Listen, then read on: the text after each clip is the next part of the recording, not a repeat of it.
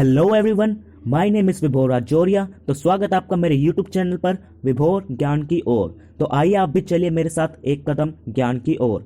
तो आज हम हिस्ट्री के बारे में बात करेंगे। हिस्ट्री में हमारा आज टॉपिक है व्हेन, वेयर एंड हाउ, कब, कहाँ और कैसे। तो फिर चलिए लेट्स बिगिन। हिस्ट्री के अंदर हमारे 16 पॉइंट्स होंगे जिसके बारे में हम डिस्कस करेंगे। तो सबसे पहला पॉइंट है why are dates important in history. वैसे तो हम सभी जानते होंगे कि हिस्ट्री में डेट्स की इंपॉर्टेंस क्या है, लेकिन आज मैं आपको इसके बारे में डिटेल में बताऊंगा। Second point, which dates are important, how do we choose and categorize important dates. Third, periodization in history. Fourth, an overview of modern Indian history, colonial period and the sources of information, administrative records and museum records, archaeological sources, surveys and maps, the shortcomings of official records, other sources of information, literary sources, paintings, monuments and heritage buildings, photographs, films, newspapers and radio broadcasts, oral evidence, David Livingstone. So, without wasting the time, let's begin. तो हमारा first point है why are dates important in history. History में dates इसलिए important है क्योंकि वे घटनाओं के बीच का कारण और उसके ऊपर इम्पैक्ट डालती है। यह जानकर कि चीजें कब हुई हिस्टोरियंस एग्जैक्ट पता कर सकते हैं, हालांकि घटनाओं और घटनाओं का इम्पैक्ट लंबे समय तक रहता है। अगर हम उनके समय और अवधि को सही ढंग से जानते हैं तो हम हमेशा घटनाओं के बीच का कारण और इम्पैक्ट रिलेशनशिप का पता लगा सकते हैं। हाउएवर, समय के साथ हुए चेंजेस के लिए डेट्स तय करना सही नहीं है। ऐसा इसलिए है क्योंकि changes are depend on the event. ये एक प्रक्रिया है, ना कि एक अचानक हुई घटना। हम एक एग्जैक्ट डेट नहीं बता सकते जिस पर मुगल रूल में गिरावट आई थी।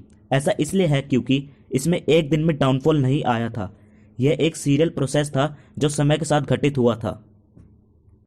सो moving to our next point, which dates are important, how do we choose and categorize important dates.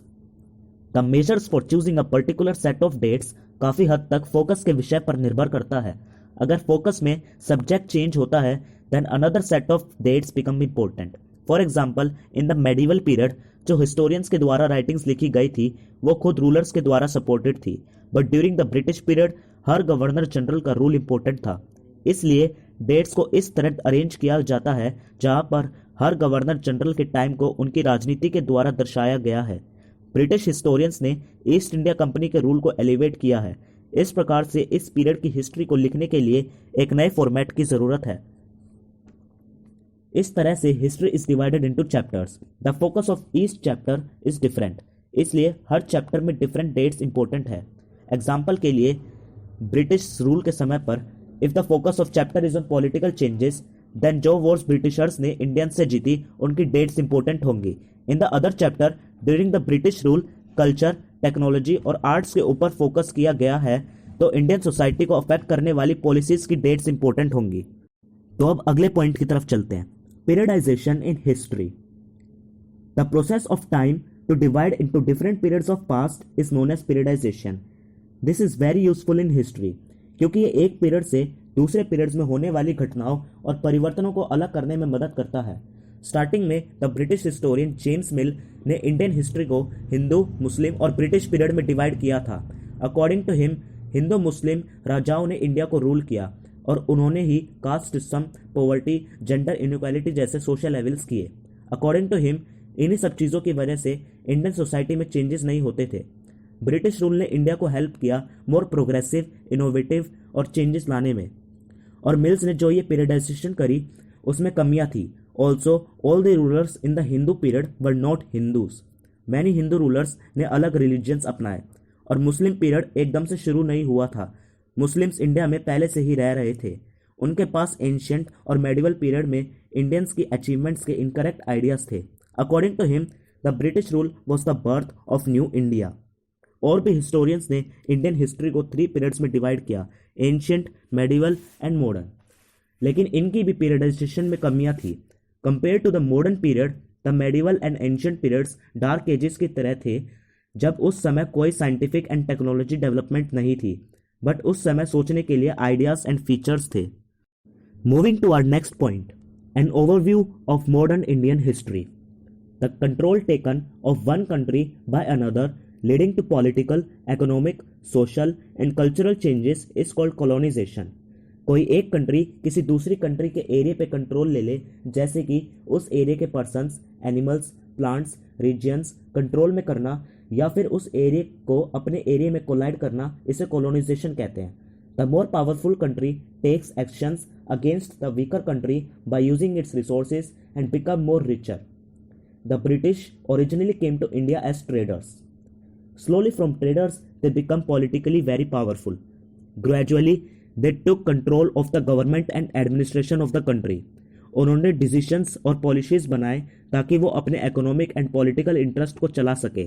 Britishers ने पीजेंट्स को क्रॉप्स ग्रो करने के लिए फोर्स किया, उनसे चीप रेट्स में खरीदते और यूरोपियन कंट्रीज में हाई रेट्स पर सेल करते. इन सब चीज़ों से इंडियंस को ग्रेट लॉस होता था. The British rule had its impact on the culture of our country too. और ब्रिटिश रूल इंडिया के अंदर political, social, economic and cultural changes को लीड करता है. The effects of colonization were not same for everyone. It had different impacts on different classes of people. Now the sixth point, administrative records. Official records and documents are a major source of history. The British were very particular about writing down every detail on paper. Every policy, decision and administrative action carried out was recorded. Britishers अच्छे से ध्यान रखते थे और पक्का करते थे कि सारे एडमिनिस्ट्रेटिव एक्शंस वेल डॉक्यूमेंटेड है. This lead to the culture of notes and brief reports. Moreover, the British also preserved these records. वो डॉक्यूमेंट्स को इसलिए प्रिजर्व करते थे ताकि ऑफिशियल डॉक्यूमेंट्स का परमानेंट रिकॉर्ड्स बना रहे. The collection of documents can be utilized for reference at much later period also. और ये किसी इन्फॉर्मेशन या किसी पहले के मैटर पर क्या एक्शन लिया और किसी डिसीजन के प्रूफ में काम आते हैं. There are proper official papers of all government deals. There are useful trade records of the East India Company, जो कि हमें उस पीरियड के ट्रेडिंग रूल्स और ट्रेडिंग स्ट्रैटेजी के बारे में बताते हैं. इस वजह से मॉडर्न पीरियड की सोर्सेज ऑफ इंफॉर्मेशन में कोई कमी नहीं है. Before the arrival of printing, all documents were copied out by calligraphists. जब इंडिया में प्रिंटिंग शुरू हुई तो डॉक्यूमेंट्स की बहुत सी कॉपीज प्रिंट की जा सकती थी और वो प्रिजर्व की जाती थी. Now our seventh point, archaeological sources and museum records. The British also set up archives and museums. These preserve the important records. The National Archives of India is located in New Delhi, जिसके अंदर modern phase के government records, official reports, letters, government orders और even diaries भी हैं. The gallery cum museum was set up in March 1891 in Calcutta, now Kolkata, as the Imperial Records Department. This was transferred to New Delhi in 1911. The National Museum of the National Archives were both located near the British Viceroy's residence. Later 1926 में इसे इसकी present building में shift कर दिया गया. National Archives of India का सबसे major काम गवर्नमेंट ऑफ इंडिया के रिकॉर्ड्स को प्रिजर्व करना है. इस म्यूजियम्स में हिस्टोरिकल एंड कल्चरल ऑब्जेक्ट्स हैं which are useful for the period under study. The National Museum of India is located at New Delhi and is home to many historical and cultural objects. Our next point is surveys and maps. Survey का मतलब होता है किसी चीज के बारे में study करना और इंपॉर्टेंट फैक्ट्स एंड फिगर्स के ऊपर इन्वेस्टिगेट करना ताकि उसकी एडिशनल और स्पेसिफिक इंफॉर्मेशन का पता लगा सके. The British begin surveys in India. According to them, in order to have effective administrations, ये बहुत ज़रूरी था कि उस जगह की डिटेल नॉलेज हो. उन्होंने पूरी कंट्री को सर्वे किया और पूरी कंट्री का मैप बनाया. उन्होंने हर इंपॉर्टेंट टॉपिक के ऊपर सर्वे किया, फ्लोरा एंड फोना से लेकर उस जगह की हिस्ट्री तक. A count of survey was carried out after every 10 years. They were able to get the information on the population, caste, religion and occupation of people. Also, maps of the whole country were prepared. इन सर्वेस और maps को preserve किया जाता है और ये sources of information के लिए extremely helpful है. There were many surveys, population surveys, botanical surveys जिसमें कि प्लांट्स और प्लांट स्पीशीज की इंफॉर्मेशन होती है. Zoological surveys is a survey about animals. Archaeological सर्वे जिसमें किसी फील्ड के ऊपर स्टडी होती है जैसे कि उसकी location, land distribution etcetera. Anthropological surveys जिसमें खास तौर से इंडिजिनस पॉपुलेशन के बारे में सर्वे होता है जैसे कि स्वदेशी लोगों की पॉपुलेशन, देशज लोगों की population, local people, native people etcetera के ऊपर सर्वे होता है. And last, forest surveys. The survey of India was setup in 1767 in Dehradun. Surveyor's के पास हैवी टास्क था अननोन को एक्सप्लोर करने का. Mister Lampton and sir George Everest जैसे सर्वेयर्स के केयरफुल एफर्ट से कंट्री को धीरे धीरे सर्वे किया गया।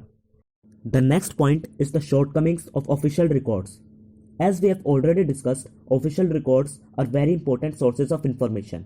However, उन्होंने हमें ये ही इंफॉर्मेशन दी कि what the British did, उनके interests, उनके actions और उनके views. They do not tell us about the common people, what they felt and did.